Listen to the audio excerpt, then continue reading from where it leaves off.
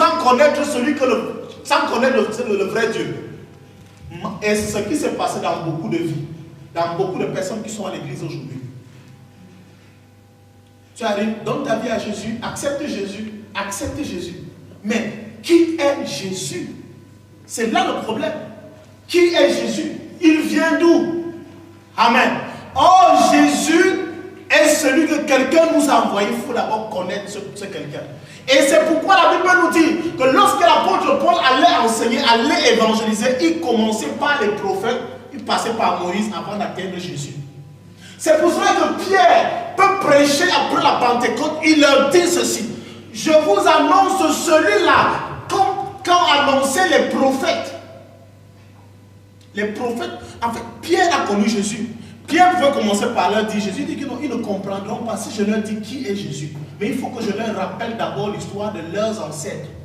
Les Juifs étaient incrédules. Il fallait d'abord dire aux Juifs que ce que ton père Abraham, ton ancêtre Abraham avait prédit. Et Isaïe a dit la même chose. Jérémie a dit ceci. Et Malachie a dit, là, il comprend. Il dit, ah d'accord, donc c'est le résultat. Malheureusement, tu es arrivé à l'église, tu as dit, accepte Jésus. Donne ta vie à Jésus. Et là, je me pose encore, il y a une question. Est-ce que tu avais cette vie? On va encore étudier. Vous voyez donc que ça devient un peu difficile. Chacun va se poser des questions ce matin et tu sauras si tu es réellement enfant de Dieu ou non. Peut-être tu fais ce qu'on appelle l'usurpation de titre. L'abus de langage. Peut-être tu n'es même pas enfant de Dieu. Tu es juste un sympathisant. Tu aimes marcher avec les chrétiens. La Bible déclare que lorsque Israël sort d'Égypte, une foule nombreuse les a suivis. Tous n'étaient pas des Juifs. Pourquoi? Parce que l'Égypte était une puissance comme nous avons les États-Unis aujourd'hui, la Chine. Vous savez? Ça veut dire que dans cette nation se trouvaient aussi les peuples étrangers comme nous sommes en France aujourd'hui. Amen. Mais la seule différence qu'à l'époque les Juifs étaient quoi? Esclaves. Ces peuples étaient aussi esclaves là-bas. Quand Moïse vient donc les libérer, tous suivent le Dieu de Moïse parce qu'ils ont trouvé quelqu'un qui les libère. C'est possible que les gens suivent le christianisme ou alors les croyants aujourd'hui, tout cela parce qu'ils voient la lumière qui jaillit du milieu des chrétiens ou des milieux des croyants. C'est pour cela que nous nous méfions de toute personne qui peut venir et dire « Je parle du nom au nom du Seigneur ». Est-ce que c'est le véritable Seigneur? Déjà Seigneur, tout le monde peut porter ce nom. Ah, je dis le Seigneur. Oh, le Seigneur est merveilleux. Quel Seigneur est merveilleux? Il faut comprendre. Quel Seigneur est merveilleux? Alléluia. Alléluia. Amen. Bon, je vous explique encore parce qu'il faut aussi comprendre. Je comprends pourquoi vous ne répondez pas quand je dis Alléluia. Alléluia signifie gloire à Dieu. D'accord? Et Amen signifie ainsi soit-il. D'accord? Ces expressions empruntées ne sont même pas nos expressions. Il faut donc contextualiser. Amen. Donc quand je préfère dire gloire à Dieu, vous dites ainsi soit-il. Gloire à Dieu. Ainsi soit-il. Voilà, là on comprend que parce qu'Alléluia, là c'est pas notre langue. C'est pour les Juifs, n'est-ce pas? Ok. Alors, il faut que l'homme comprenne là où l'histoire a commencé. Il faut que chaque chrétien, celui qui veut devenir chrétien, je ne peux pas m'engager même dans un parti politique, il faut que je comprenne ça a commencé comment, vous sortez même d'où, c'est quoi vos ambitions, et vous allez où, vous m'amenez où. Alors écoute cette histoire. Il faut que tu connaisses le seul vrai Dieu, et pour le connaître, on ne connaît le seul vrai Dieu que par sa parole, parce que la Bible nous enseigne aussi qu'on peut séparer Dieu de tout, mais jamais de sa parole. Ça veut dire que si tu connais la parole de Dieu, tu as connu Dieu. Amen. Et c'est pourquoi je vous pose encore cette question. Donne-t-on sa vie à Jésus? Est-ce qu'on donne sa vie à Jésus? Est-ce qu'on donne sa vie à Dieu? On va étudier ensemble. Genèse chapitre 1. On va donc maintenant au commencement. On va connaître qui est enfant de Dieu, qui ne l'est pas. Voilà l'histoire que tu dois connaître. J'espère que vous me suivez et que personne ne va s'égarer ce matin. Genèse chapitre 1er, verset 26. Pendant qu'une personne ouvre Genèse chapitre 1er, une autre personne ouvre Genèse chapitre 2, verset 7. Donc quelqu'un, Genèse chapitre 1er, verset 26. Je lis au nom du Seigneur. Oui, amen. Puis Dieu dit, faisons l'homme à notre image, selon notre ressemblance, et qu'il domine sur les poissons de la mer, sur les oiseaux du ciel, sur le bétail, sur toute la terre, et sur tous les reptiles qui rampent sur la terre. Alléluia, gloire à Dieu, gloire à Dieu. Puis Dieu dit, faisons l'homme à notre image, selon notre ressemblance, et qu'il domine sur les poissons de la mer, sur les oiseaux du ciel, sur le bétail, sur toute la terre, et sur tous les reptiles qui rampent sur la terre. Dieu a un plan, il a un projet. On a comme l'impression, parce que lorsqu'on met puis, on a l'impression que c'est la suite de quelque chose, ou la fin de quelque chose. N'est-ce pas? On dit puis, ça veut dire qu'il y a eu une suite avant d'atteindre ce point-là. Et c'est effectivement ce qui s'est passé. Parce qu'avant la création de l'homme, il y a la création d'abord d'autres. Il y a d'autres êtres vivants qui sont créés avant l'homme. Et il dit donc, ok, ce que j'ai créé, c'est bon. Mais maintenant, créons quelque chose qui viendra dominer, qui viendra organiser, qui viendra redonner, qui viendra donner vie à tout ce que nous avons eu à créer. Qui pourra dominer, qui pourra orienter parce qu'ils ont besoin d'un guide. Puis Dieu dit, faisons l'homme à notre image, selon notre ressemblance. Bon, maintenant, Dieu dit qu'il nous a créés à son image et à sa ressemblance. Mais quand moi je regarde dans cette salle, on ne se ressemble pas tous. Lequel de nous ressemble donc à Dieu?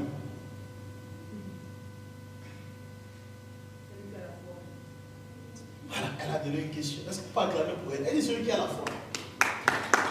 Encourager. Ne soyez pas les gens d'élèves qui se voient en classe quand le plus brillant donne une réponse, on a honte, on a des jaloux, on dit bon, on n'acclame pas. Elle a donné sa réponse. Donc encourager au moins, c'était important. Amen. Donc on ne se ressemble pas. Maman, viens, viens. C'est vrai qu'on se ressemble un peu, viens quand même.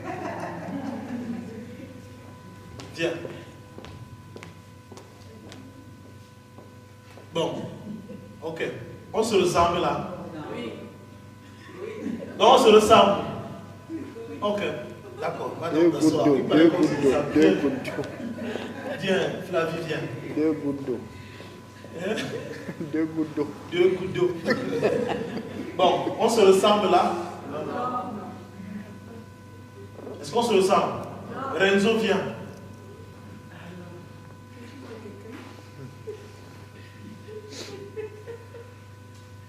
On peut dire qu'on se ressemble parce qu'elle est un peu claire.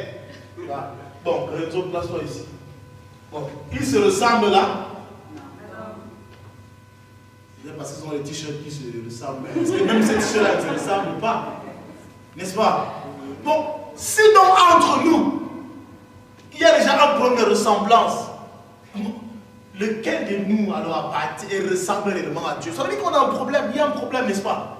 Parce que Dieu dit, créons l'homme à notre image et selon notre ressemblance. Si les gens au milieu des hommes ne se ressemblent pas, lequel ressemble donc à Dieu? Ça veut dire que la ressemblance entre nous et Dieu ne se limite pas au physique. N'est-ce pas? N'est-ce pas? Allez vous asseoir, que Dieu vous bénisse. Est-ce qu'on peut encourager? Ça veut dire que la ressemblance entre Dieu et nous ne se limite pas au physique. Ça veut dire que notre ressemblance avec Dieu est spirituelle. Amen. Et c'est pourquoi la Bible peut dire, car Dieu est esprit et il faut que ceux qui l'adorent en esprit et en vérité. Car notre relation avec Dieu n'est pas une relation physique. Ce n'est pas chair de chair, mais c'est esprit à esprit. Il est le grand esprit, mais nous sommes une partie de cet esprit-là. Et tant que tu n'es pas esprit, tu ne peux pas communiquer avec lui. Amen. Vous comprenez? Alors Genèse nous dit, Genèse chapitre 2 au verset 7, qui a ouvert déjà la page? Je dis que vous êtes des privilégiés ce matin. Il y a une vérité que tu devais comprendre et que tu n'as pas connue. Gloire à Dieu. Oui. Je lis au nom de Jésus. Amen. Genèse 2, 7. L'Éternel Dieu forma l'homme de la poussière de la terre. Il souffla dans ses narines un souffle de vie et l'homme devint un être vivant. Oui, c'est bon. Merci maman, que Dieu te bénisse. L'Éternel Dieu forma l'homme de la poussière de la terre, il souffla dans ses narines un souffle de vie et l'homme devint un être vivant. Il souffla dans ses narines un quoi? Un souffle de vie et l'homme devint un être vivant. J'ai comme l'impression, lorsque je revois cette image, lorsque je me représente ce cliché, j'ai comme l'impression que l'homme existait déjà, mais il lui manquait quelque chose. Et le souffle de vie dont parle la Bible ici, ce n'est pas ce que nous respirons là. Ce n'est pas l'air que nous avons dans les narines, dans les poumons. Non. Vous comprenez? Il s'agit de l'Esprit de Dieu. Ça veut dire que l'homme pouvait marcher. Il marchait déjà, mais selon Dieu, il n'est pas vivant. Waouh! Il pouvait déjà se déplacer, mais selon Dieu, il n'était pas vivant. Il pouvait aller à Pantin, mais selon Dieu, il n'était pas vivant. Il pouvait même faire les champs, la culture. Il pouvait aller au bureau, mais il n'était pas vivant selon Dieu. Quelque chose manquait. La Bible déclare donc que Dieu a soufflé dans ses narines et il devint un être vivant. Le même processus, la même chose se passe avec Jésus et les disciples dans le livre de Jean, chapitre 20, chapitre 19 et chapitre 20. La Bible déclare que pendant que les disciples étaient dans la chambre haute, ils avaient peur, il leur manquait quelque chose. Et Jésus apparaît, il leur dit, la paix soit avec vous. La Bible déclare qu'ils n'étaient pas en paix jusqu'à ce qu'il leur dise, recevez le Saint-Esprit et il souffla sur eux. Ça veut dire que sans le Saint-Esprit de Dieu, tu es un mortel, tu n'es rien. Alors, Dieu se rendant compte qu'il y a quelque chose qui manquait à l'homme dans le livre de Genèse, chapitre 2, verset 7, il le souffle dans ses narines. La Bible déclare que l'homme devint un être vivant. Il devient vivant devant Dieu. Ça veut dire que c'est à partir de là qu'il pouvait communiquer avec Dieu. Pourquoi? Parce qu'il avait déjà son esprit. Ça veut dire que l'homme est un composé tripartite. Il a 3 parties. Il a quoi? L'âme, le corps et l'esprit. Tant qu'il n'avait pas l'esprit, il n'avait que le corps et l'âme. Tout comme le chien. Tout comme le moustique. Tout comme le serpent. Le serpent n'a pas d'esprit. Mais le serpent a quoi? Un corps et une âme.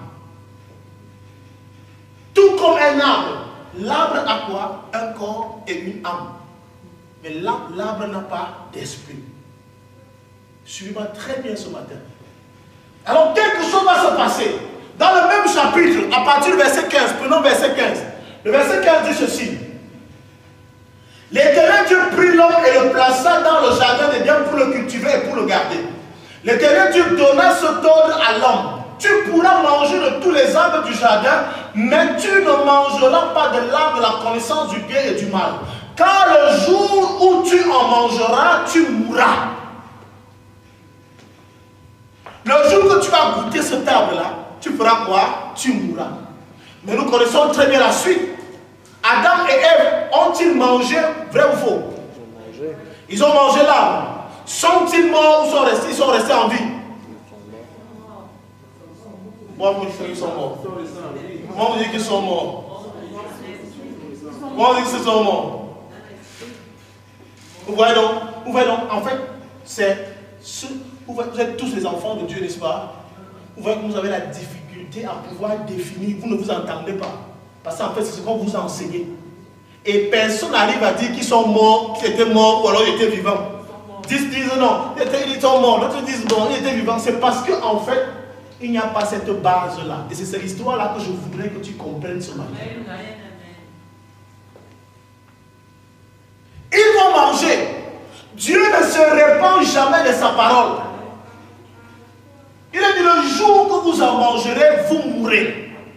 Le jour que vous allez goûter, vous allez mourir. Ils ont mangé et ils sont morts.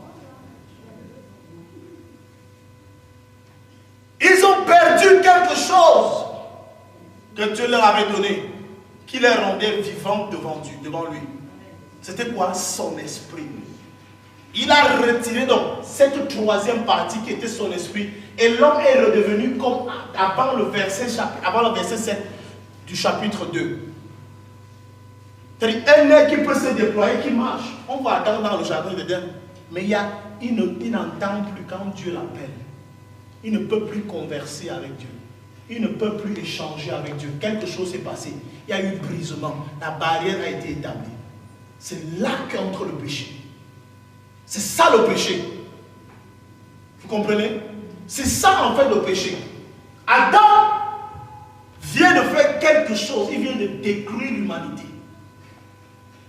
Il vient de changer l'histoire des hommes. Adam est mort. Adam est comme un arbre.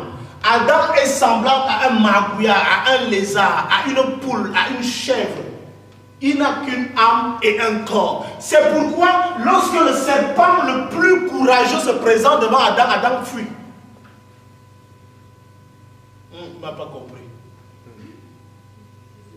La seule chose qui fera en sorte que les mauvais esprits te fuient, c'est s'ils trouvent en toi l'esprit qu'eux ils n'ont pas.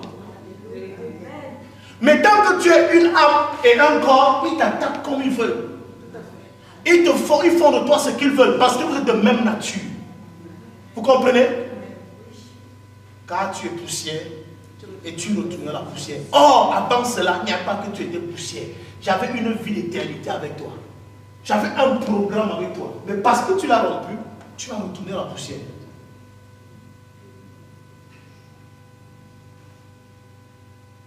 Adam ne peut plus échanger. Ce qui permettait à Adam d'échanger avec Dieu est parti. Dieu a retiré. Et Adam est un mort.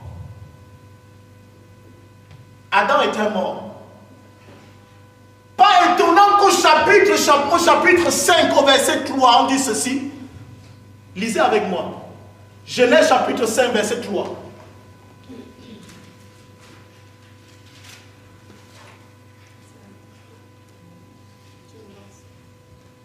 Oui. Je veux quelqu'un qui lise, oui. Adam, âgé de 130 ans, engendra un fils à sa ressemblance, selon son image, et lui donna le nom de Seth. Adam, âgé de 130 ans,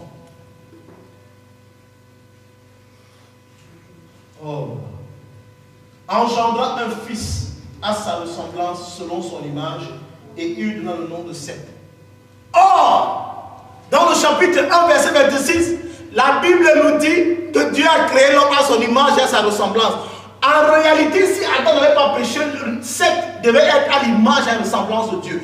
Mais parce qu'il a péché, il est déjà un mort. Ça veut dire que l'enfant qui donne est à son image et à sa ressemblance, c'est aussi un mort. Il n'est pas vivant. Il n'est pas vivant. Ce n'est pas pour rien que le psalmiste peut dire: car voici, je suis né dans l'iniquité et ma mère m'a conçu dans le péché. Je suis né dans l'iniquité. Ma mère m'a conçu. Ce n'est pas une histoire d'adultère ou de fornication. Ce n'est pas cela qui a fait en sorte que je sois pécheur. Ce n'est pas parce qu'elle allait forniquer ou alors elle a commis l'adultère. Non. L'adultère, le péché, ce que les hommes appellent péché aujourd'hui, n'est que le résultat, la conséquence du péché. C'est pas ça le péché. La Bible est dans le même livre, dans le Somme chapitre 58, il dit que les méchants sont pervertis depuis le sein maternel. Attends, un enfant est dans le ventre, il dit qu'il est perverti. Il est perverti, pourquoi? Parce qu'il est de la lignée d'Adam. Depuis Adam jusqu'à nos jours, tout enfant qui naît est un mort. Dès qu'il pose le pied dehors comme ça, si c'est l'orteil qui sort déjà, c'est l'orteil d'un mort.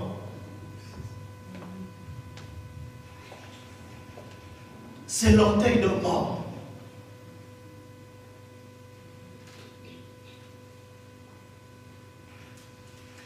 Tous des morts. Des morts. Pourquoi? Parce qu'il n'y a pas de vie. Pas parce qu'il ne respire pas. Pas parce qu'il ne marche pas. Alors, vous pouvez voir des hommes au dehors, avoir de l'argent, avoir du succès, parler dans les radios, sur Facebook, dans les chaînes de télévision, mais la plupart sont des morts. Vous comprenez?